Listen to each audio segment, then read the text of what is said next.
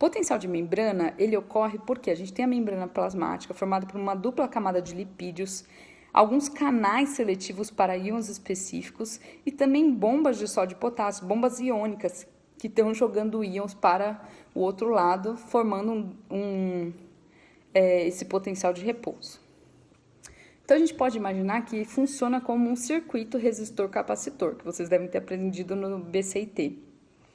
Então, isso faz com que as membranas tenham um potencial dependente de voltagem e são permeáveis para íons e podem armazenar cargas.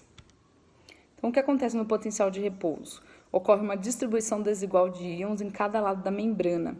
Isso gera uma distribuição desigual de cargas, ou seja, elétrico e também quimicamente, por causa dos íons.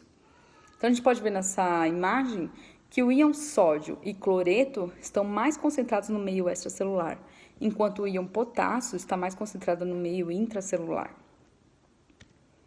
Aqui nessa tabela podemos ver como que é a concentração desses íons no axônio gigante da lula.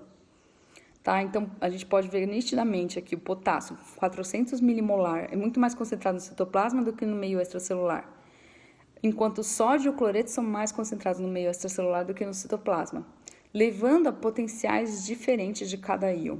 O potássio ele também tem um potencial negativo na lula, que é menos 75, e o sódio é mais 55, enquanto o cloreto é menos 60.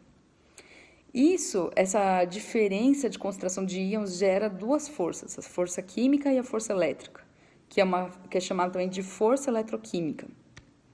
Então, a gente tem um movimento acontecendo de íons na membrana, a gente tem o interior da célula mais negativo e o exterior mais positivo. E a gente tem o potássio em alta concentração dentro da célula, bem como proteínas carregadas negativamente, com ânions.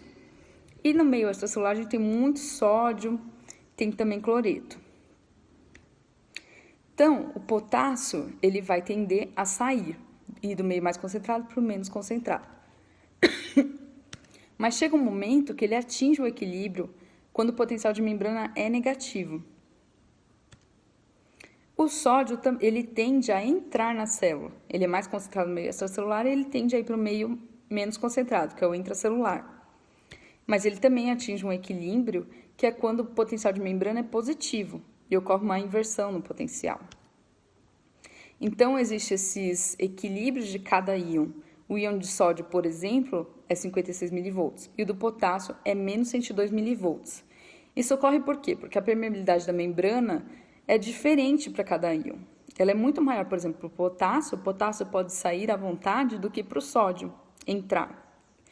E aí, o que ocorre é que o potencial de membrana no repouso acaba se aproximando do potencial de equilíbrio do potássio. E aí, a gente tem as bombas de sódio e potássio, que estão lá para fazer essa troca. Colocar o sódio para fora e jogar o potássio para dentro, para manter essa diferença nesses íons. Ela é uma bomba que é dependente de ATP, né, de energia, ela precisa dessa energia da hidrólise do ATP em ADP.